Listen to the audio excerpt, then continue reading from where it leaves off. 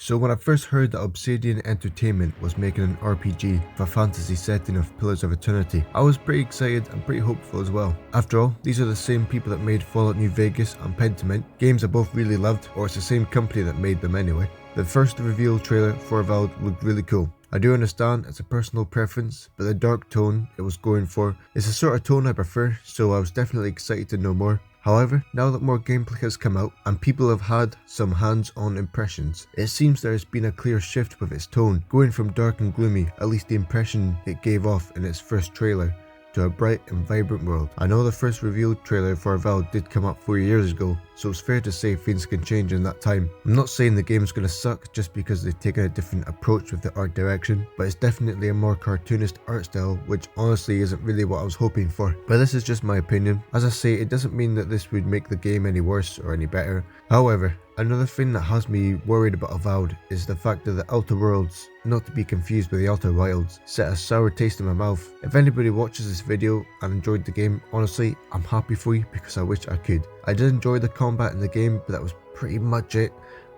Playing New Vegas, then jumping into a game like the Outer Worlds really showed me how much difference there was between the two and why I enjoyed New Vegas so much more. When I first played New Vegas, it was around maybe 2020 during the lockdowns, so I played it then, and then maybe a few months after I played the Outer Worlds, and there was just, I'm gonna be honest, it was a night and day difference. I know New Vegas doesn't hold up as well graphically, but there's still very much a night and day difference between those two games. In the Outer Worlds, there's a clear good guys and there's clear bad guys. There's no moral complexity, or definitely not compared to New Vegas. Just felt that the world didn't make much sense in that game either. There was no reason to side with the board in that game other than just being evil for the sake of evil. Even the Legion in Fallout New Vegas had positive traits. I hope that makes sense. Just a lack of depth that was done so well before. Another thing that had me worried about Avowed is that the game is $70 US. So I know Avowed is not the first game to do this, and it's probably not going to be the last. And if you are a Game Pass subscriber, then you can get the game day one. So it doesn't seem so bad, right? Well, it means that the deluxe edition is going to be $90 US. If we compare this to Kingdom Come Deliverance 2's Gold Edition, that's going to be $80, so it's going to be like $10 cheaper. In your Avowed Premium Edition, you're getting up to 5 days early access, which in my opinion isn't great, since after 5 days you're not really getting anything from it after that. You also get 2 sets of bonus skins for each companion and a digital art book, so not really that much. Not really much. I mean, half of the reason you'd buy it is to get it for 5 days early, but then after that you don't really have much to show for it, so you get some skins and a digital art book. And I know some people like your digital art books, and I totally get that. They're not really that great. They're not really that great in my opinion. In my opinion, you'd be much better with like a solid copy of it. That's just what I think personally.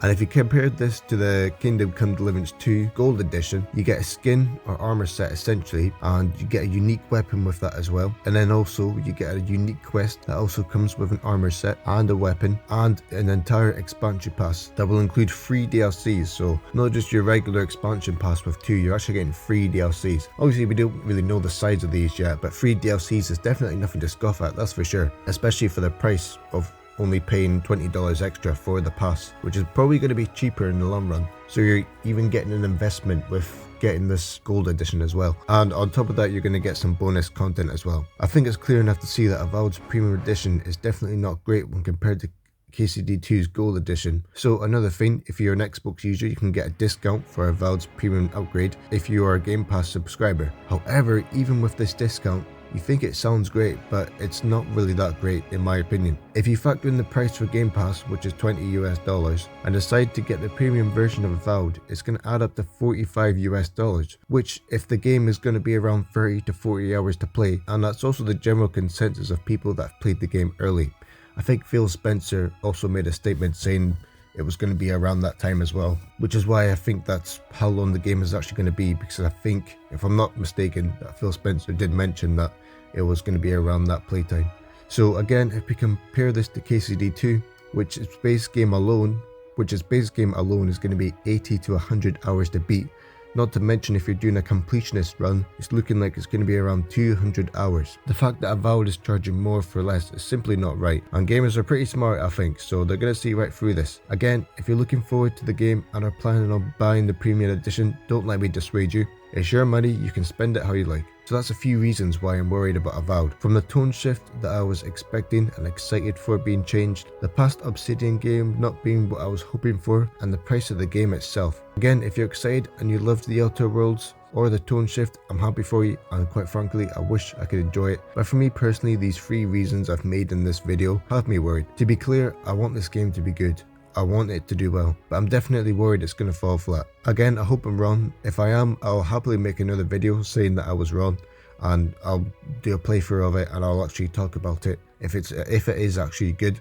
I do have a week off work for Kingdom Come Deliverance 2. I've made a video about how excited I am. I recommend giving it a watch if you haven't. Since the release date of KCD2 and Avowed are really close, I think they're only like 2 days apart. I think I might try Avowed, but I can't promise I will. If I hear good things from sources and people I trust, I will definitely give it a shot. It would be a little unfair if I didn't. Anyways, I hope this video wasn't too negative. I just wanted to get this off my chest as I've been going through this in my head for a wee while now. Anyways, if you made it this far, thank you so much. I can't say it enough, but it still means a lot to me. Thanks again, and I will catch you in the next one.